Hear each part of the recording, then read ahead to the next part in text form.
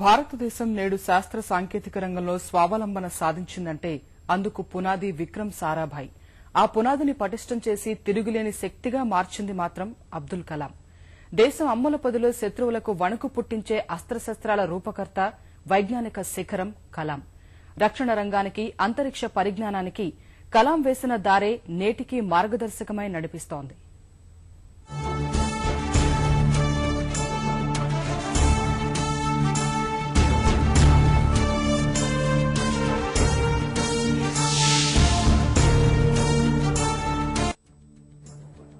రక్షణ మంత్రిత్వ శాఖలో సీనియర్ సైంటిఫిక్ అసిస్టెంట్ గా చేరడమే కలాం జీవితంలో మేలి మలుపు. ఉద్యోగంలో చేరిన తొలి ఏడాదే కలాం రూపకల్పన చేసిన సూపర్సానిక్ లక్ష్య ఛేదక విమాన నమూనా ఉన్నతాధికారుల ప్రశంసలందుకుంది. 3 ఏళ్ల తరువాత కలాం జీవితం బెంగళూరుకు మారింది. అక్కడే ఏరోనాటికల్ విభాగంలో ప్రయోగాలు కొనసాగించారు. నంది అనే చిన్న ఓవర్ క్రాఫ్ట్ విమానాన్ని రూపొందించారు. ఆ ప్రయోగం ఫలించినా ముందుకు సాగలేదు.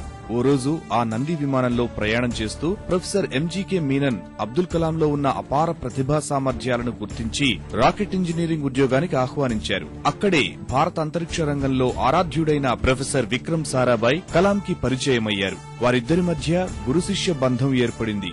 1962లో ఆధునిక భారతదేశ చరిత్రలో రాకెట్ యుగానికి అడుగులు పడ్డాయి. కేరళలోని తిరువనంతపురం దగ్గర తుంబాలో రాకెట్ కేంద్రం నిర్మాణానికి నిర్ణయం జరిగింది. రాకెట్ ప్రయోగ పద్ధతుల శిక్షణ కోసం కలాంను అమెరికా అంతరిక్ష కేంద్రం నాసాకు పంపారు. రాకెట్ నిర్మాణానికి అవసరమైన మెళకువలను కలాం అక్కడే నేర్చుకున్నారు. భారత్ తిరిగి వచ్చాక రాకెట్ నిర్మాణానికి శ్రీకారం చుట్టారు. తుంబా కేంద్రంలో 2 రాకెట్లు రోహిణి, మేనకలను రూపొందించారు. 1967 నవంబర్ 20న రోహిణిని ప్రయోగించారు. అదే ఏడాది SLV-3 ప్రాజెక్టు ఏర్పాటు, ముఖ్య కార్యనిర్వాహకుడిగా కలాం నియామకం జరిగాయి. 1971 డిసెంబర్ 31న విక్రమ్ సారాభాయ్ మృతి చెందారు. ఆ తరువాత కలాం తండ్రి మరణించారు. వారిద్దరి మరణం కలాంను కుంగదీసింది. బాధలు దిగమింగుకుని పట్టుదలతో రాకెట్ ప్రయోగంలో లీనమయ్యారు.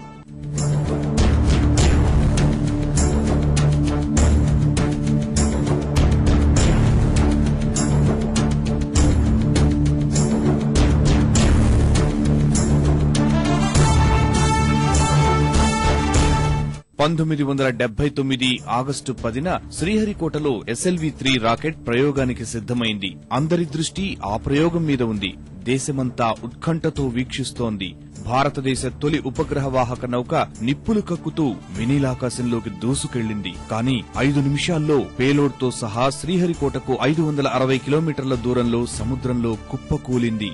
అందరిలో బాధ, నిస్సహాయత. కలాం మాత్రం తొణకలేదు. వైఫల్యాలే సోపానాలుగా మళ్లీ ప్రయోగాలు మొదలుపెట్టారు. 1980 జులై 17 అదే శ్రీహరికోట. మళ్లీ SLV-3 ప్రయోగానికి శాస్త్రవేత్తలు సన్నద్దమయ్యారు. అగ్రరాజ్యాలు ఆసక్తిగా ఆ ప్రయోగాన్ని పరిశీలించాయి. ఉదయం 8:03 రాకెట్ నింగికి ఎగిసింది. అంతటా హర్షాతిరేకాలు. శాస్త్రవేత్తలు, ఇంజనీర్లలో ఆనందోత్సాహం. దేశ చరిత్రలో ఓ సుందర స్వప్నం సాకారమైన క్షణాలవి. అగ్రరాజ్యాల సరసన భారత త్రివర్ణ పతాకం రెపరెపలాడిన సందర్భం. ఈ ఘనత అబ్దుల్ కలాం సొంతం. అలా శాస్త్ర సాంకేతిక రంగంలో భారత్ స్వావలంబనకు బలమైన పునాది వేశారు కలాం.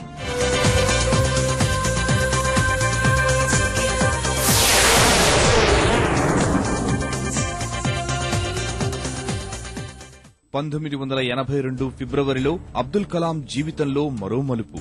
నాటి రక్షణ మంత్రి సలహాదారు, ప్రఖ్యాత అణుశాస్త్రవేత్త ప్రొఫెసర్ రాజారామన్న సూచన మేరకు కలాంను హైదరాబాద్లోని DRDL డైరెక్టర్ గా నియమించారు.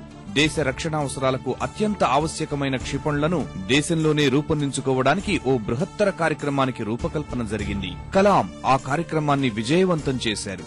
1985 సెప్టెంబర్ 16 భారతీయ మిసైల్ తొలి ప్రయోగం జరిగింది. శ్రీహరికోటలోని షార్ కేంద్రం నుంచి త్రిశూల్ నింగికి ఎగిసింది. 1988 ఫిబ్రవరి 28న పృథ్వీని ప్రయోగించారు. దేశ రక్షణ వ్యవస్థలో అదో నూతన శకం. 1989 మే 22న భారతీయ క్షిపణి శక్తికి విశ్వరూపంలా అగ్ని ఆకాశానికి దూసుకెళ్లింది. ఈ మిసైల్ కార్యక్రమాలు మన నిర్వహణ నమూనాలను, ఆర్థిక వ్యవస్థల్ని, నిర్వహణా పద్ధతులను సుసంపన్నం చేశాయి. ఖండాంతర క్షిపణితో సహా ఏ క్షిపణినైనా తయారు చేసి ప్రయోగించగల సామర్థ్యాలను అందించాయి. క్షిపణి ప్రయోగాలు విజయవంతం అయ్యాక రక్షణ మంత్రికి సలహాదారుగా, రక్షణ పరిశోధనా సంస్థ అధిపతిగా కలాం సేవలందించారు.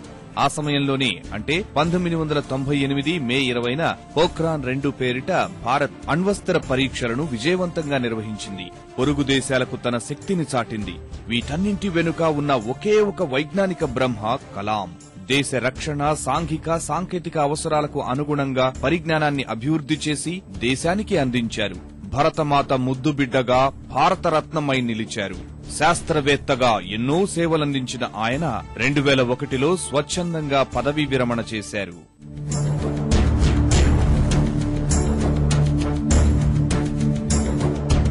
హైదరాబాద్ లో DRDL డైరెక్టర్ గా పనిచేస్తున్నప్పుడు కలాం వైద్య అంశాల్లోనూ పాలుపంచుకున్నారు. నాడు పోలియోకి వాడే క్యాలిపస్ 3 కిలోల బరువు ఉండేది. పోలియో బాధితులు నడిచేందుకు ఎంతో ఇబ్బంది పడేవారు.